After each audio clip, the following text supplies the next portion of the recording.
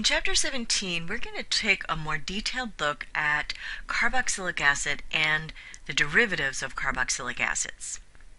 So by the derivatives of carboxylic acids, we mean esters and amides.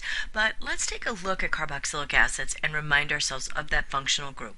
So a carboxylic acid can be identified because it has a hydroxyl group directly bonded to that carbonyl carbon. And remember, a carbonyl carbon is a carbon that has a double bond to the oxygen.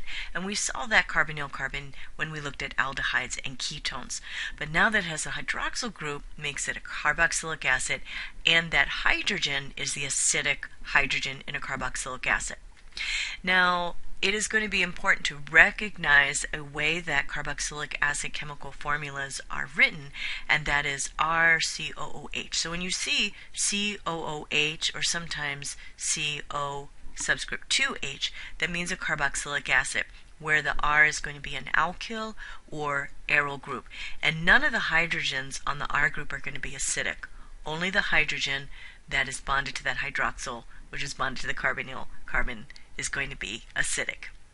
So when we talk about the derivatives of carboxylic acids, we're looking at esters and amides. And in Chapter 17, we'll be looking at the properties, nomenclature, ranking of boiling points, and acidity of various carboxylic acids and their derivatives. So let's remind ourselves what esters and amides are.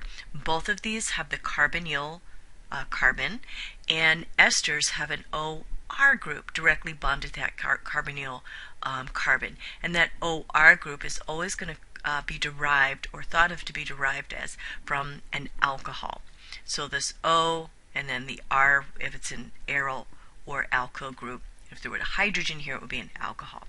So this OR prime group is directly bonded to the carbonyl carbon.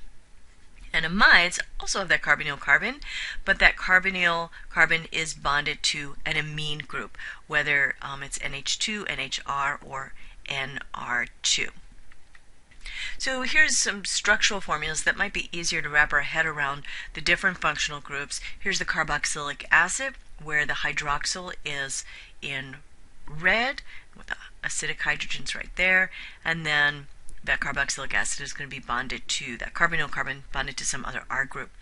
The ester is similar to the carboxylic acid, but instead of having an OH bonded to that carbonyl carbon, it has OR, where R is some alkyl or aryl group.